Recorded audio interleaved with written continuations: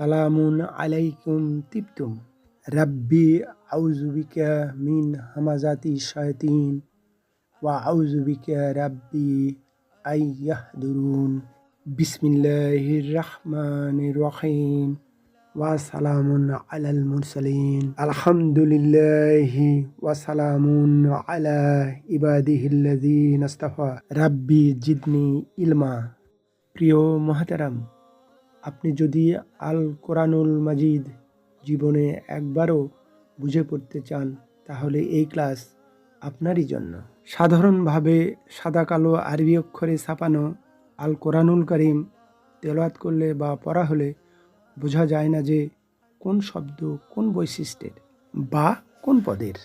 কিন্তু আমাদের ক্লাসে চেষ্টা করা হয়েছে কালার কোড দ্বারা প্রতিটি শব্দ পৃথক করা এবং একটি শব্দের মধ্যে লুকিয়ে থাকা অন্য শব্দকে বের করা পাঠক বৃন্দের বোঝার সুবিধার স্বার্থে। যেমন স্লাইডের মাঝখানে আল কোরআনুল মাজিদের একটি আয়াতের দিকে লক্ষ্য করুন। এখানে প্রথম শব্দ সাতাজিদুনি একটি শব্দ নয়, বস্তুত এখানে 4টি শব্দ।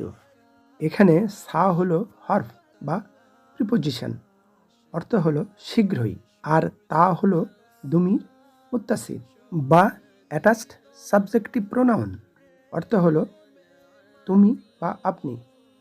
তারপরের শব্দ জিদু হলো ফেল বা ভার্ব, অর্থ হলো পায় বা পাবে, এবং নি হলো দুমির মুত্তাসিল মানসুব বা অ্যাটাচড অবজেক্টিভ প্রোনাউন, অর্থ হলো আমাকে। এইভাবেই আমাদের এই চ্যানেলে প্রতি আয়াতের প্রতিটি শব্দকে কালার কোড দ্বারা আলাদা করে উপস্থাপন করা হবে দর্শকবৃন্দের বোঝার সুবিধার জন্য। আল্লাহু আল্লাহু প্রিয় মাহতারাম, আজ আল কোরআনুল কারীমের 30তম পারার 3 নম্বর ক্লাস। আজকের টপিক সূরা ফালাক, 113তম সূরার প্রথম কয়েকটি আয়াত নিয়ে তাহকিক ও তারকিব।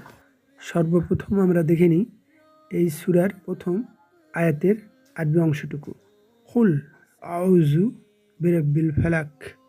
এরপর আমরা সাথে সাথে দেখে নিই এই আয়াতের 1 নম্বর আয়াতের বাংলা অনুবাদ। বলো, আমি আশ্রয় চাচ্ছি সকালবেলার রবের কাছে।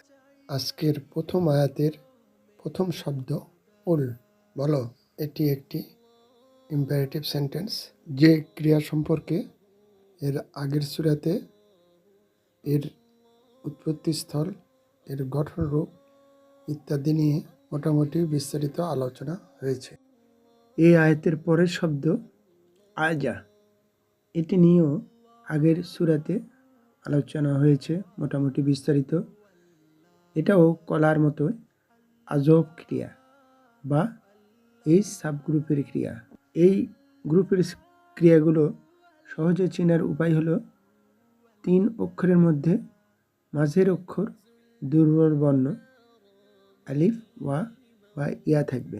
যেমন এই ক্রিয়াতে মধ্যের অক্ষর আলিফ, এই জন্য এটা এইচ গ্রুপের ক্রিয়া। অ্যাডভান্স লেভেলে এটাকে বলে আজব ক্রিয়া। এই ক্রিয়ারও বিগ কনজুগেশনে 7টা প্রণয়নের সাথে কিভাবে কনজুগেশন হয়েছে তা দেখানো হয়েছিল এবং আমরা তা পেয়েছিলাম আমি বা আনার শর্ট ভার্সন হামজা জবর আ এই প্যাটার্নে। এই গ্রুপের ক্রিয়া বা এই সাবগ্রুপের ক্রিয়া কোরআনুল কারীমে আল্লাহ সুবহানাহু ওয়া তাআলা প্রচুর ব্যবহার করেছেন। কলা এই ক্রিয়াটি এসেছে প্রায় 1722 বার। পরের শব্দ বি রাব্বি, আপাতত মনে হচ্ছে এখানে একটি শব্দ, কিন্তু এখানে 2টি শব্দ লুকিয়ে আছে। একটি হলো বি হার্ফ জার প্রিপোজিশন, বির অর্থ প্রায় 16-17টা আছে, কিন্তু এখানে হলো নিকটে। আরেকটি হলো রব্বুন হার্ফ জার বি এর আগে আসাতে এবং আল ফালাকের মুদাফ হওয়াতে রব্বুন রাব্বি হয়েছে, রবের প্রতিপালকের হয়েছে। এরপরের শব্দ আল ফালাকি, অনেকে বলে থাকেন এটা ফালাকা ইয়াফলিকু ক্রিয়া থেকে উদ্ভূত। দরাবা ইয়াদরিবু অর্থাৎ ডি সাবগ্রুপের ক্রিয়া। অর্থ ফাটানো বা বিদীর্ণ করা। সকালিত রাতকে বিদীর্ণ করে সূর্যের আলোতে দিন করে দেয়। তারপর ধাপে ধাপে কনজুগেশন করার পরে এটা ইসমু ফাইল 14 নম্বর ধাপে হবে ফালিকুন, অর্থাৎ বিদীর্ণকারী। আবার মাসদার দেখুন ফালকুন, আয়াতের ফালাকুন, এইসব কোনো ওজনের সাথেই মিলে না, তাই এটা একটি ইসমু জামিদ, অর্থাৎ এই ইসম থেকে কোনো শব্দ উদ্ভূত হয়নি, আবার এটিও কোনো শব্দ থেকে উদ্ভূত নয়। আল ফালিকি, এটা মুদাফ ইলাহি, অধিকারী, এজন্য এটা ইরাব জের নিয়েছে, ফালাকি হয়েছে, এবং এটার মুদাফ হলো, অধিকৃত হলো রাব্বি। এখন আমরা দেখব এটার শব্দ শব্দ অনুবাদ, কালার কোড সহ এবং গ্রামাটিক্যালি লেবেলিং। পরের আয়াতের প্রথম শব্দ মিন, এটার অর্থ প্রায় 9-10টি আছে, কিন্তু এখানে হবে হতে। পরের শব্দ শাররি, এটা ইসমু তাবদিল, দ্য সুপারলেটিভ ডিগ্রি, সবচেয়ে অনিষ্টে। তারপরের শব্দ মা, যা, এটি একটি সম্বন্ধবাচক বিশেষ্য, ইসমু মাউসুল, রিলেটিভ প্রোনাউন।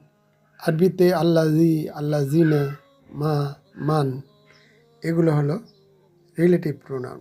আরবি ব্যাকরণে বলে ইসমু মাউসুল বাক্যে দুটি অংশের মধ্যে সম্বন্ধ স্থাপন করে দেয়। ইংলিশে যেমন হু, হুম, হুইস, এগুলো হলো রিলেটিভ প্রোনাউন বা সাথে সাথে ইন্টারোগেটিভ প্রোনাউন।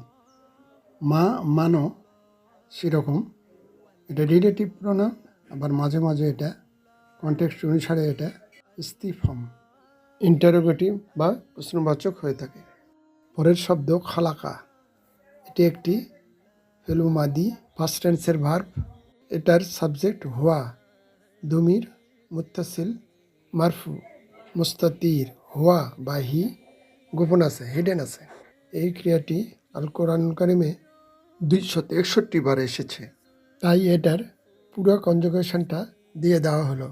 খলাকা, এই ক্রিয়ার কনজুগেশনটা মনে রাখি, ভবিষ্যতে কাজে লাগবে। এখন আমরা দেখব এই 2 নম্বর আয়াতের শব্দ শব্দে অনুবাদ, কালার কোড সহ এবং তার সংক্ষিপ্ত গ্রামাটিক্যালি লেবেলিং। প্রিয় মহতারাম, আজ এ পর্যন্তই। অমা তৌফিকি ইল্লা বিল্লাহ, আলাইহি তাওয়াক্কালতু ওয়া ইলাইহি উনীব। এই চ্যানেলটি ভালো লাগলে প্লিজ একটি লাইক দিন, সাবস্ক্রাইব আইকনটিতে প্রেস করুন, পাশের অল আইকনটিতে ক্লিক করুন।